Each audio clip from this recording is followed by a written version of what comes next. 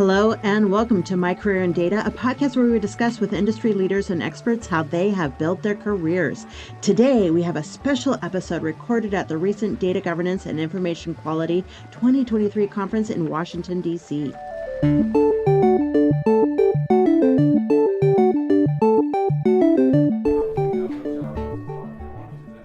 With a robust catalog of courses offered on demand and industry-leading live online sessions throughout the year, the DATAVERSITY Training Center is your launchpad for career success.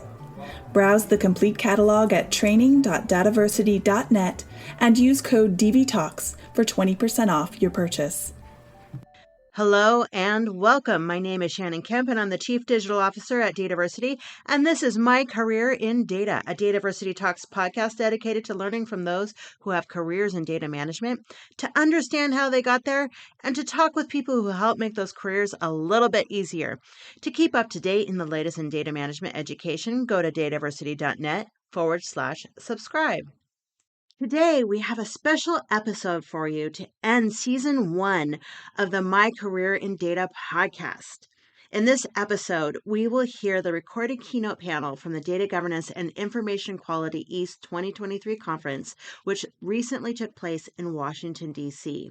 The keynote was titled Forks in the Road, Career Journeys of Data Governance Professionals. The panel was moderated by Danette McGilvray, President and Principal of Granite Consulting, and included Mark Horseman, Data Evangelist at DataVersity, Monika Kapoor, APJ Enterprise Technology Solutions Head at Thermo Scientific, Aakriti Agrawal, Manager of Data Governance at American Express, Valerie, Calvo, Data Governance Manager at CBRE Investment Management, and Diane Schmidt, Chief Data Officer at the Government Accountability Office. I hope you enjoyed this discussion as much as I did, and we'll see you after the holiday break in 2024 with Season 2 starting January 10th. Stay tuned and stay curious, everyone. Your name tag. All right, so maybe a quick intro from me, because I had asked Danette and Aakriti to as the follow-up panel to their presentation, to talk about career journeys of data professionals. Obviously, in talking about entrepreneurialism in your roles, we're talking about jobs, skills, and orientation that are going to be helpful in your long-term career. So we wanted to have a number of experienced professionals here talking about the different paths to success, some specific, some sort of by design, some by chance, but back to our experts here, Danette and Aakriti. Yeah, thank you, and thank you, panel members. We are going to let you introduce yourself. Yep, we've got the name tags going up here. So say your name, in case people can't read the tags from the back, and tell us something about how you came to be in this field. Were you voluntold? Was it a conscious choice? Did it evolve, in some way? And so, tell us a little bit about yourself as you answer that question. How did you get here?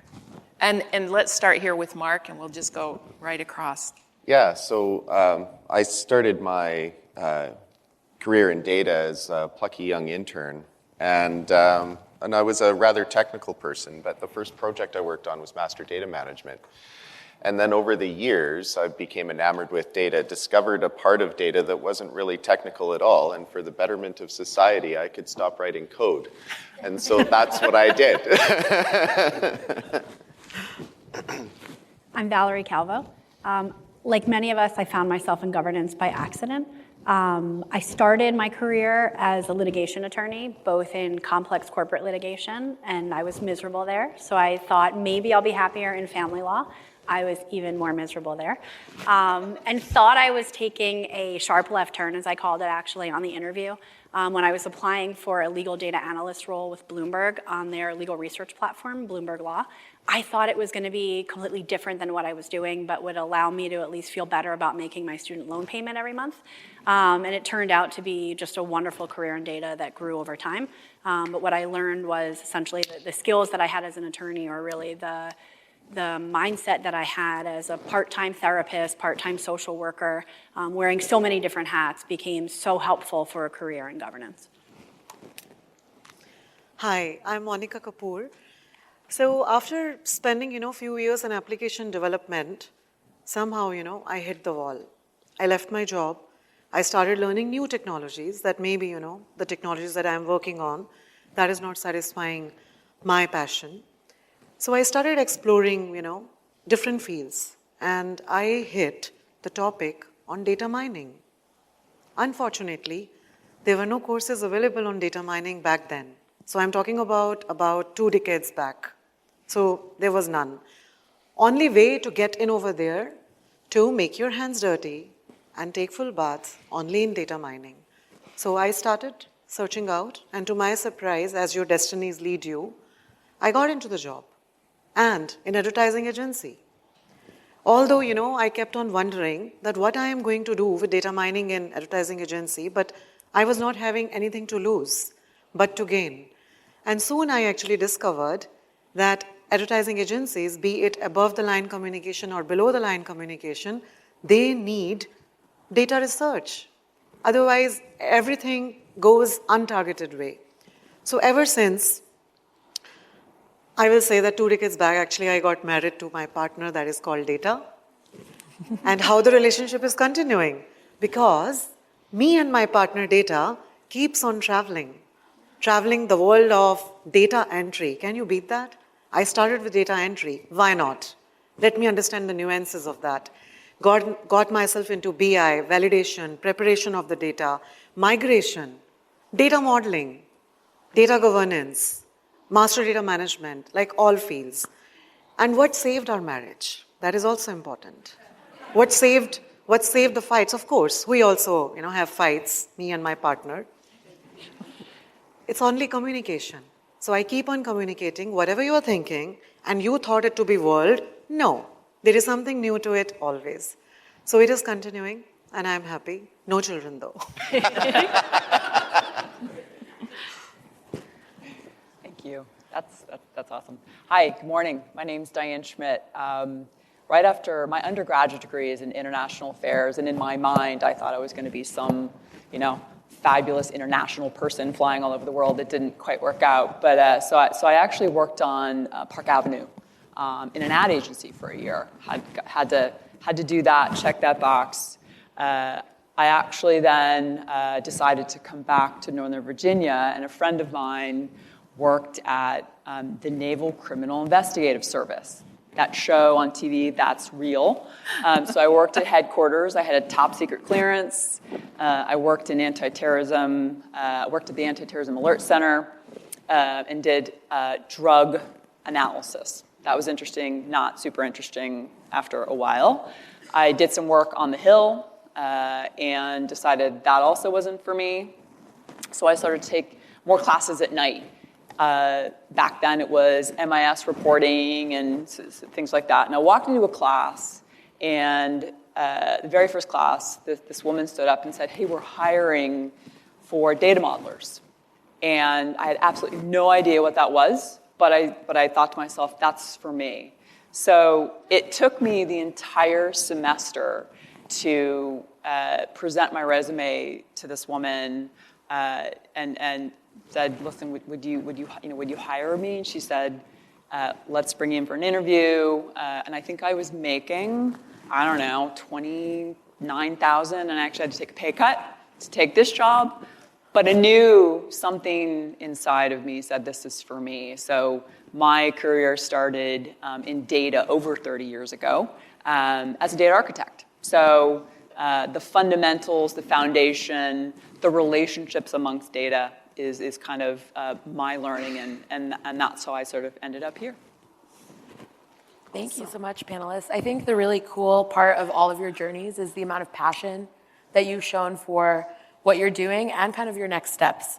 So we have our panelists are all at different stages of their career and have been in the career for different points in time.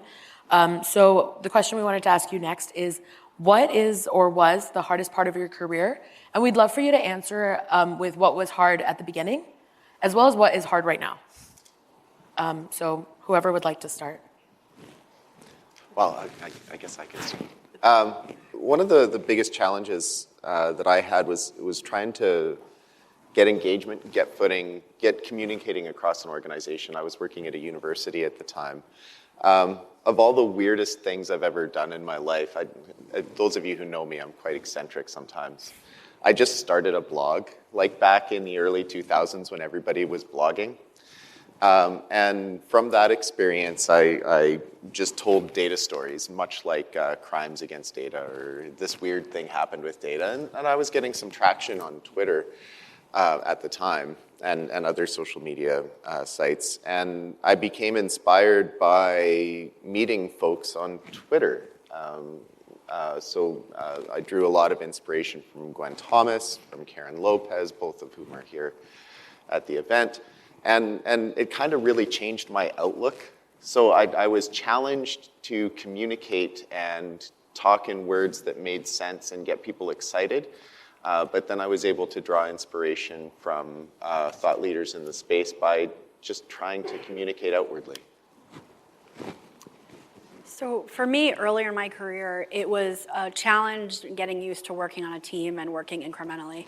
As a former attorney, I was used to the mindset of working alone, and really my credo was do it once, do it right, do it never again. Your job was to get in and get out and to be as precise as you could and move on. And that is entirely different than how governance works. It's focused on continuous improvement, it's incremental, so that was quite a shock for me. And it's what really, I think, kind of woke me up to the opportunities. There were certainly synergies in my previous life that crossed over, but that was a shock for me. And I'd say currently the biggest challenge is, as I'm working more with senior leadership now, is getting them to understand the journey to the destination they're working towards, whether it's data lakes, master data, data marketplace, any of the things that are front of mind for them, getting them to understand that it takes work to get there, and how we educate them on what those incremental steps look like. It is as much about the journey as it is the destination, and they don't always understand that. So I find that to be particularly challenging. It's not unique. I think many of us in this room have these same challenges, but that's what certainly keeps me busy now. So back then, so I'm talking about again, almost 2 decades back, I think data, at least, in Indian market, or I will say, yeah, soon I got into global market as well. It was always the last option. When the budgets are getting decided, data is not considered that way. Okay, 80% budget goes to technology, maybe 10, 20, that also I'm talking more. But data was always getting treated as stepchild. How many of you felt that back then? Stepchild, yeah? So, yeah, data, oh, that's fine. Yeah. And then we kept on, and many people over here, we kept on re-emphasizing the fact that IT, there is I in IT. It's not only T, it's IT. And what is I stands for? Information. Information. What is information? Technology cannot work without data. No, they didn't understand. And they kept on focusing on technology, technology, and technology. And imagine what they have done.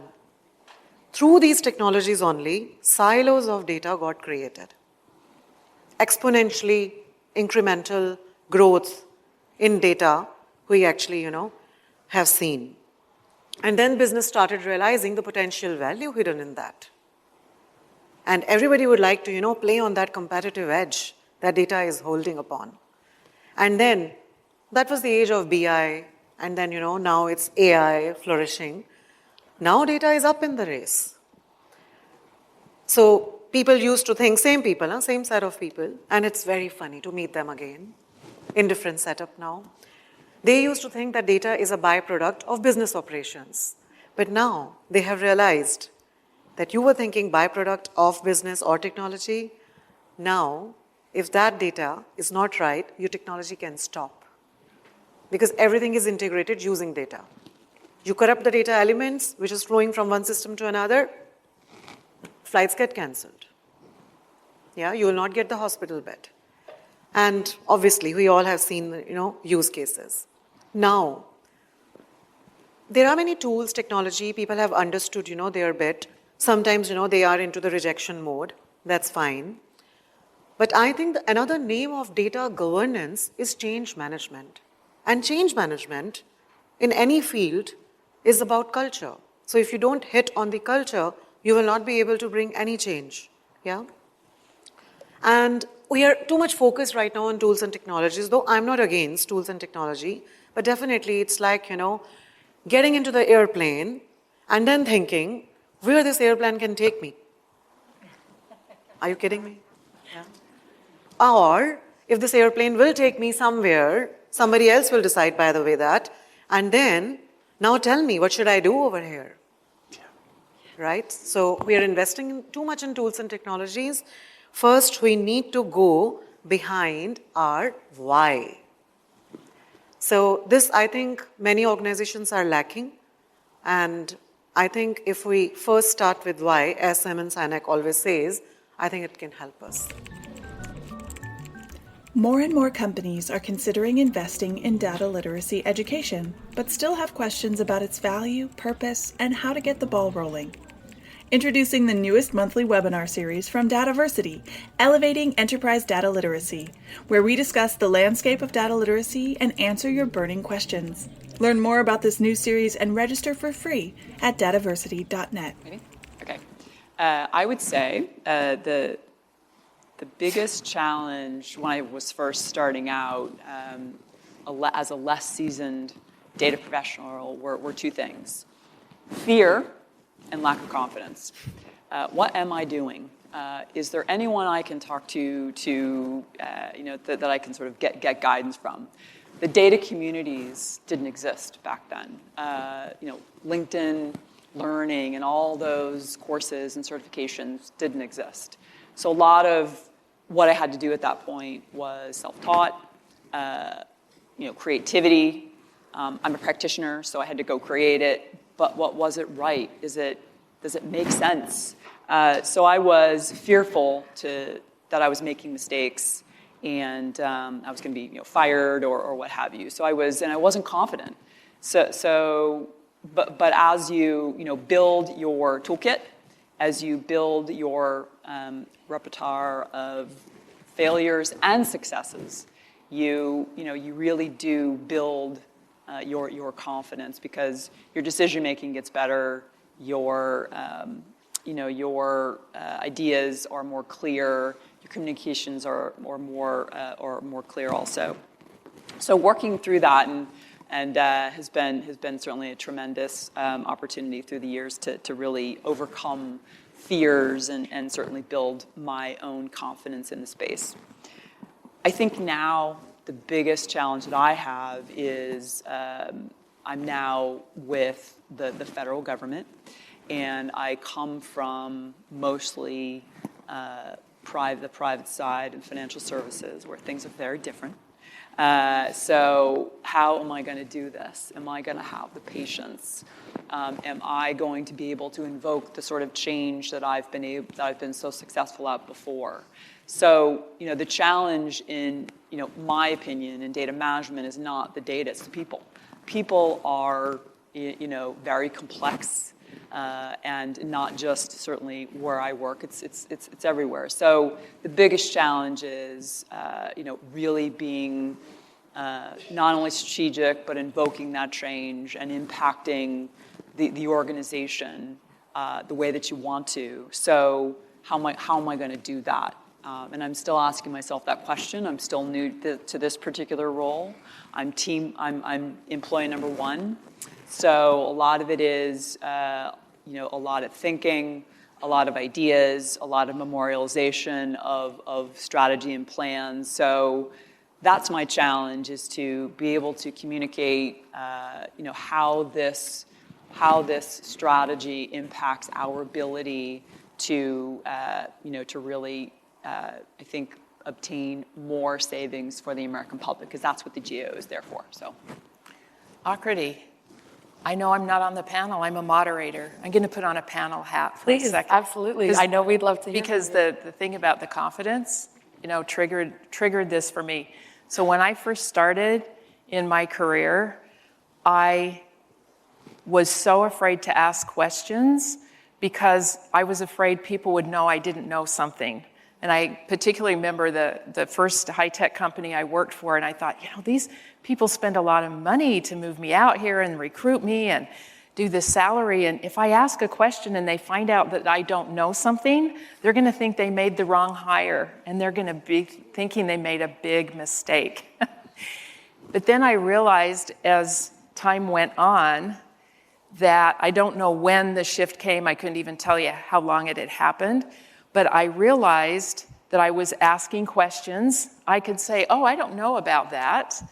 Can you tell me about that? And I realized that I felt inside that I had really matured in my own confidence because I could ask questions and not feel shy about that. So anybody who knows me now, like, I'm totally the question queen. So you would never think that I started out that way, but I really saw the difference in my own. Then the other second thing real quick. So remember how I said in the keynote, I says, like, don't all go out and quit your jobs, because we need good people like you. Like, don't all go be entrepreneurs. Take the entrepreneurial mindset, of course. The flip side to that is I have had times in my career where it was a great job. Things worked. And then situations changed. It wasn't working. I couldn't get anywhere. And I'm a really loyal person, so I will stay with a situation and try to make it work for a long time. But if it's really not working for you, go find something that works for you. So I'm giving you both sides of that equation, and only you can decide if you're really happy where you are or if you feel like it's time to move. And I every good step in my career, I actually had to get really frustrated before I took the next important step. Thanks, Danette. Thanks, panelists, for all of those great thoughts. We were going to ask the panel a question about what the best thing they ever did for their career is, but because we want to get to your questions in a bit, we're actually going to table that question, panelists. Everybody in the room, as well as panelists, we'd encourage you to add your thoughts to a board that will be outside this room. So over here, there's a board. We'll have Post-its outside the room, and you can add to the board what your best piece of professional advice is, particularly for somebody new to the field, but really for anybody, and then any resources that you would recommend that might have helped you learn or grow your skill sets. So this will be up over by the registration desk all day today, and then at the end of the day, Danette and I will ensure that a picture of it is taken and the slides for this session are updated, but we'll also have it on both of our LinkedIns. So feel free to stop by the board all day and check out what people are putting in, start conversations around that and learn more about what people are doing. But also if you're looking for it at the end of the day and don't get a chance to take a picture of it, we'll do that for you. Danette, would you like to ask the panelists a question? Yeah, so the last question is, what makes you hopeful and what makes you excited? And I will say, all of you make me hopeful and make me excited. I have given... You should give yourself some applause. I have literally given my whole 30 years of data career to this career in data that I very honestly feel is one of the most important careers in the world, and that we can all go and knock it out of the park and really make a difference in this world. So I'm telling you, you guys make me hopeful, so keep at it. Now they can tell you why they're hopeful. Yeah, and I guess we'll start this way again. The thing that makes me most hopeful, I don't want to steal Danette's answer, but it's everybody here. And really, there's so many... Oh, I stole his answer, sorry. Yeah. There's so many people learning, new to this space, learning in this space, contributing to this space, and being part of the community that it really makes it easy and wonderful for new ideas to flourish in the space. Which, as an avid reader and consumer of everybody's thoughts, I enjoy personally. So thank you, everybody. There's also a push in society now where people are engaging with and interacting with data in their normal non-work lives. And I think that's fascinating. I think people closing their rings on their Apple Watch or fitness device or whatever is amazing to me, because people are interacting with data as a way of being a person, which changes the nature of how people engage with us, which makes me excited as well. So there's more people reading, learning outside of data as a data job. And then there's all these wonderful new people and ideas that are being shared in our community, and our community is stronger than I've ever seen it before. Yeah, Mark, that reminds me of like the Spotify Wrapped and how like Gen Z millennials are celebrating Spotify having their data. And then I always see on Instagram, like, that's so accurate. I'm like, yeah, it's literally I'm in the top 1% of Pearl Jam fans. And I think just to follow up on what we're all saying here, but I think it's exciting that the data culture and the data generation that Tom was talking about yesterday continues to grow. It's now part of curriculums. It's where many of us found ourselves there accidentally. I think in the next generation, truly, who are just much more aware of data, they're much more connected than we ever were. I think it's going to make the adoption of it easier for us. It's not gonna eliminate some of these hurdles, but I think that's particularly exciting as the next generation is just so much more data aware than we ever were. The other thing I'll point out is, you can't have a panel if you don't talk a little bit about AI, and why I'm excited about it is because I think it's gonna make it a bit easier to have the conversations. Where I said, one of my challenges is kind of framing the conversation for senior leaders. The fervor around AI feels unlike anything we've ever seen, whether you're looking at marketplace, whatever it may be. This feels a bit different, and the hope is that, and what I'm excited by, is that it facilitates better conversations from the governance perspective, from the data management perspective, to really understand that you can't get there unless you start here.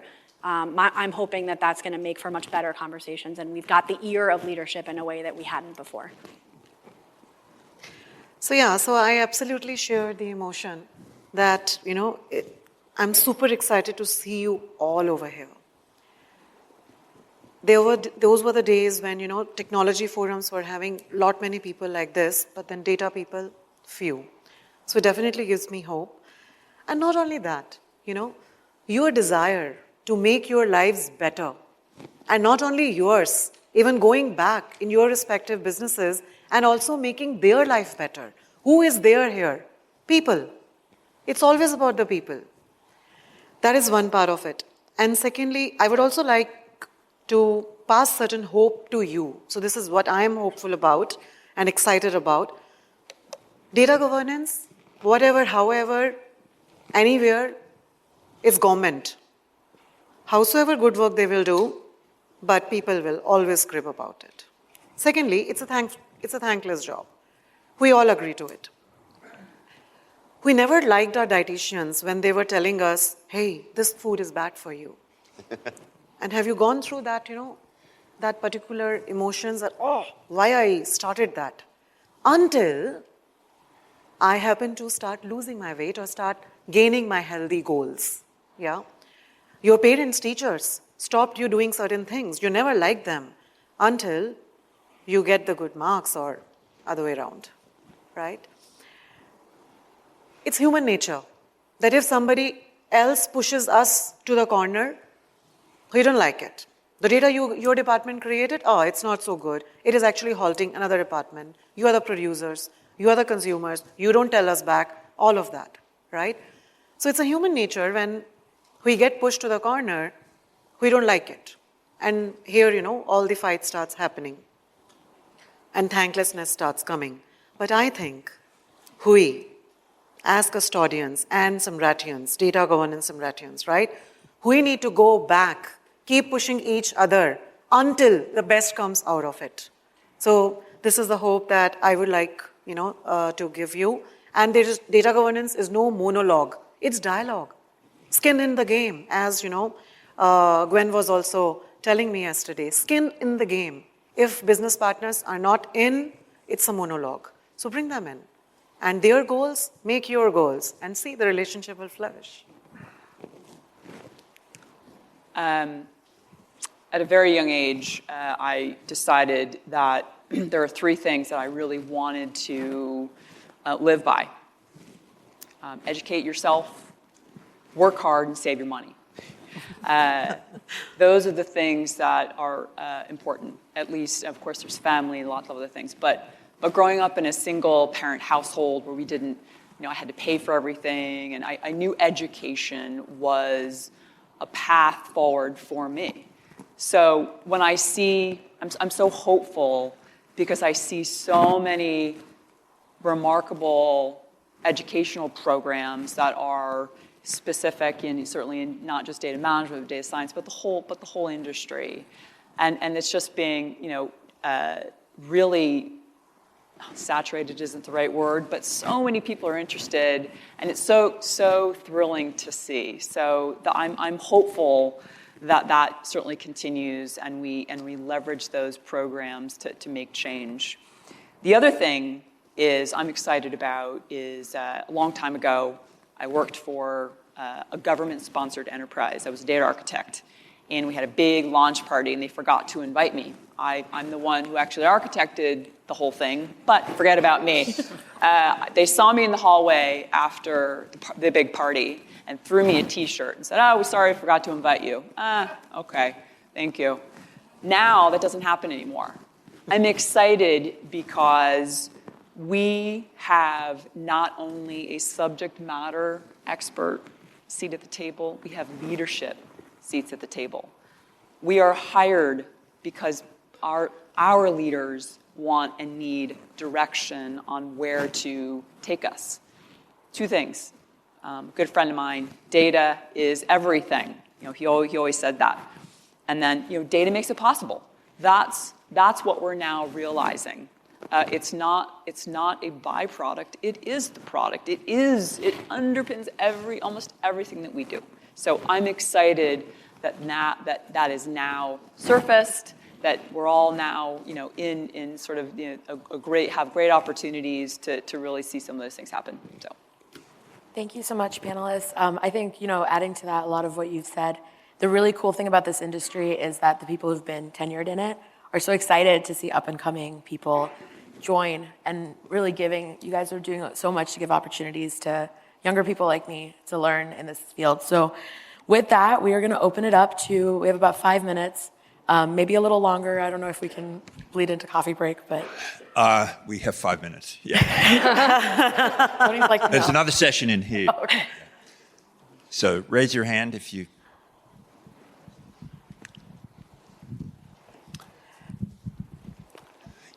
While Diane was speaking, I realized you're Chief Data Officer of the biggest data governance organization probably in the world. Yeah.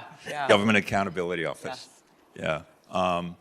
Any particular burden or opportunity you see in that? Oh my gosh. So no, absolutely. So for those of you so I did just join the GAO over the summer. I'm their first Chief Data Officer. Thank you.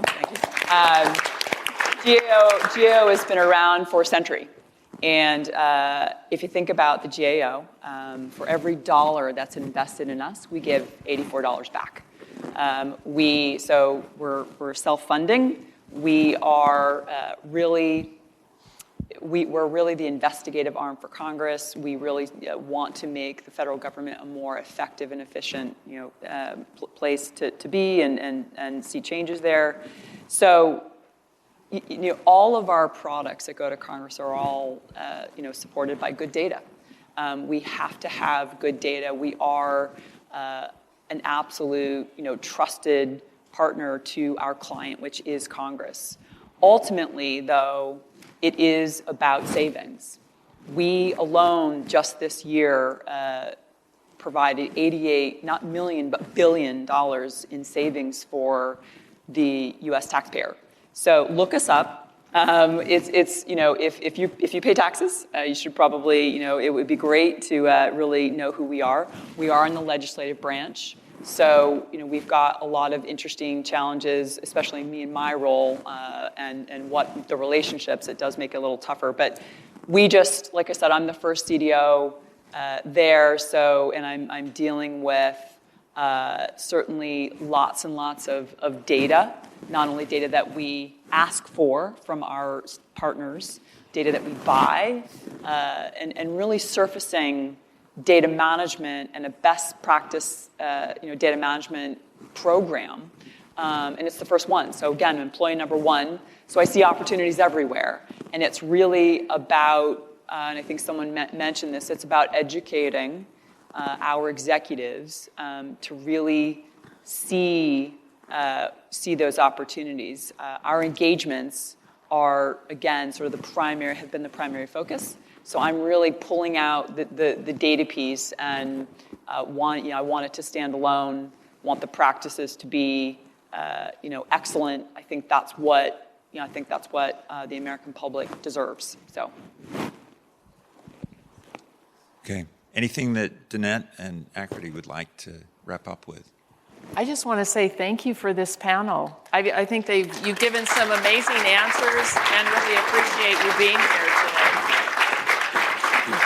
And just adding to that, Danette and I, but also all of our panelists here are happy to connect with any of you.